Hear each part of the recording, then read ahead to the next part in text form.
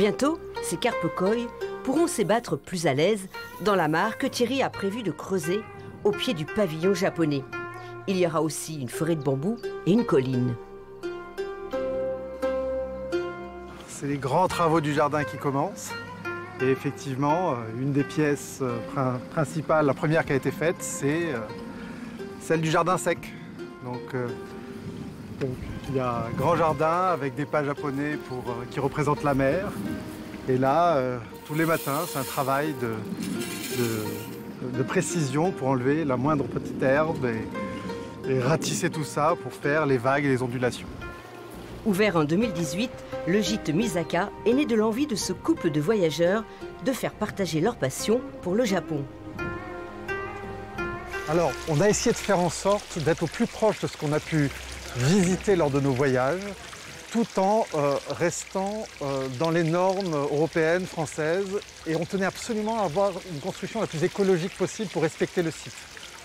Et donc c'est pour ça que toute la maison a été faite intégralement en bois, du sol au plafond, y compris les tuiles. Et l'isolation sur les 4 faces, c'est de la laine de bois. Et on est même allé jusqu'à poser des gouttières en cuivre, qui sont bactéricides, qui récupèrent l'eau de pluie et qui alimentent les bassins et la future mare qui est en préparation dans le jardin. Bonjour Alain. Ça va Thierry? Parmi les artisans qui ont participé au projet, il y a Alain, le charpentier, enthousiaste à l'idée de travailler sur une structure inédite. Alors non, c'était la première fois, c'est justement ce qui m'a séduit dans sa démarche en fait, venir me contacter. Et moi ce qui était intéressant, c'était d'essayer de trouver la solution pour lui construire ce projet, quoi. Alors on n'utilise que des bois locaux, hein. On essaie d'avoir au maximum un approvisionnement en Douglas qu'on achète sur pied et puis qu'on traite, qu'on transforme chez nous.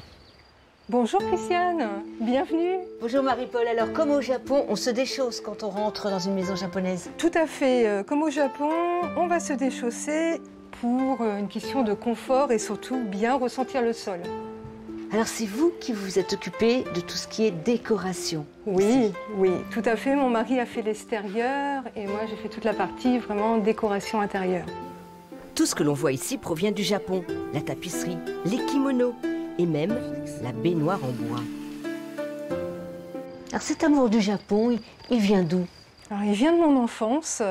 J'ai commencé à être passionnée au niveau de tout ce qui est manga, films japonais également. Suite à ça, quand j'ai rencontré Thierry, je lui ai fait découvrir cette passion du Japon. J'adore toute cette philosophie qu'ils ont et le respect surtout. Parmi les clients du gîte, beaucoup d'amoureux comme eux de la culture japonaise. Et le couple constate qu'il y a de plus en plus de réservations.